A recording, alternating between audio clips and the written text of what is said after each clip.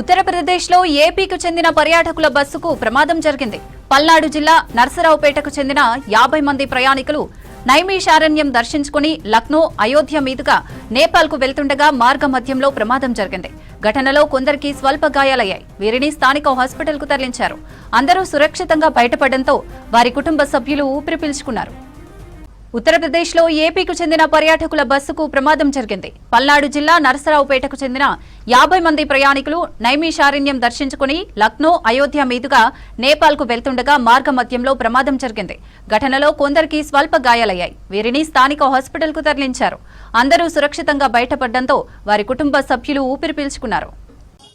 నరసరావుపేట నుండి 50 మంది ఉపాధ్యాయులు, ఇతర మిత్రుల బృందం లక్నో మీదుగా నైమిషారణ్యం నుండి ఈరోజు అయోధ్య చూసుకుని రేపు నేపాల్ వెళ్ళటానికి 50 మంది బయలుదేరారు. 20 సాయంత్రం నరసరావుపేట నుండి హైదరాబాద్ వచ్చి హైదరాబాద్ నుండి లక్నో ఫ్లైట్లో వచ్చారు.